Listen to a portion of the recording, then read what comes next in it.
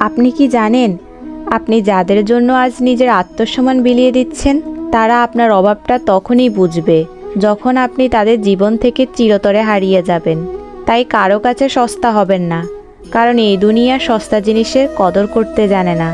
মানুষ আপনাকে ব্যবহার করবে, অবহেলা করবে, তারপর প্রয়োজন ফুরিয়ে গেলে ছুঁড়ে ফেলে দেবে। এটাই জগতের কঠোর নিয়ম। কিন্তু আপনি কি জানেন ভগবান শ্রীকৃষ্ণ কেন অর্জুনকে অস্ত্র তুলে নিতে বলেছিলেন? কারণ শান্ত থাকা ভালো, কিন্তু নিজের ওপর হওয়া অন্যায়ের সামনে মুখ বুজে থাকা কাপুরুষতা। পরিস্থিতির দোহাই দিয়ে কাঁদা বন্ধ করুন। একবার আয়নায় তাকিয়ে নিজেকে প্রশ্ন করুন, আপনি কি হার মানার জন্য জন্মেছেন? আপনার ভেতরে সেই অনন্ত শক্তি আছে যা পাহাড়কেও সরিয়ে দেওয়ার ক্ষমতা রাখে। মনে রাখবেন, আপনি একা নন। আপনার সাথে আপনার সৎকর্ম আর স্বয়ং ভগবান আছেন। সময় আপনার খারাপ হতে পারে, কিন্তু আপনি নন। উঠে দাঁড়ান, লড়াই করুন, আর নিজের ভাগ্য নিজে লিখুন। বাকিটা সেই পরমেশ্বরের ওপর ছেড়ে দিন।